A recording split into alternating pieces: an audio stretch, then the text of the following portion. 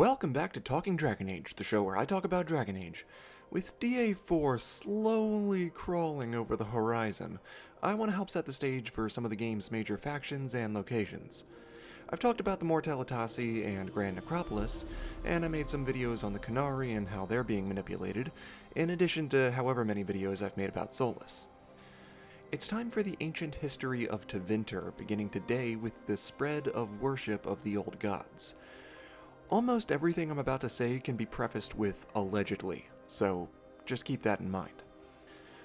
Allegedly, the first dreamer was a man named Thalcian. He was from the kingdom of Naromenian, which was one of the 4 kingdoms that grew from the Naromenian tribes that preceded the Tevinter Imperium.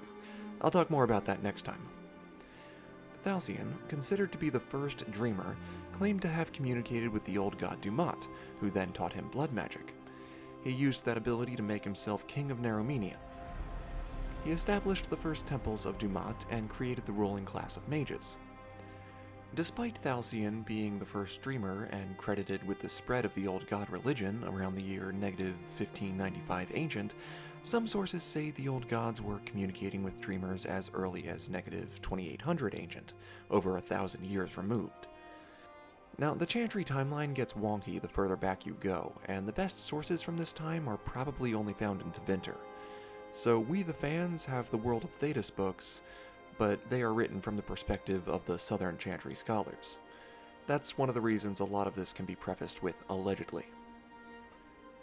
Now, there's not much more to say on Thalcian.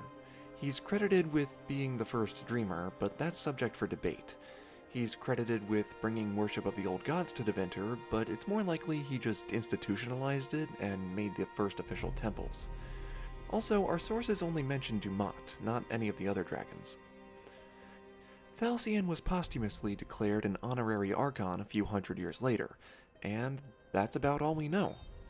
I should note that Thalcian, the first dreamer, should not be confused with the later archon Thalassian, who made first contact with the Elves. More on him in another video. So as we can see, Qorinus is definitely the thing that needed renaming. Not Thalcian and Thalassian, not the Naromenian tribes and the kingdom of Naromenian, not dreamers and people who are dreaming. Qorinus, because it looks a little like Qunari.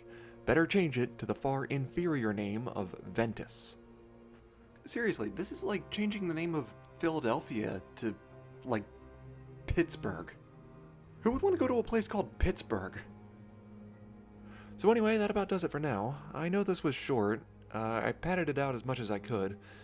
Next time we'll talk about the official foundation of the Tevinter Imperium, and after that we'll discuss first contact with the Elves. So that's it for now, guys. Thank you all so much for watching. Don't forget to comment and like, and remember, Tala Nadas.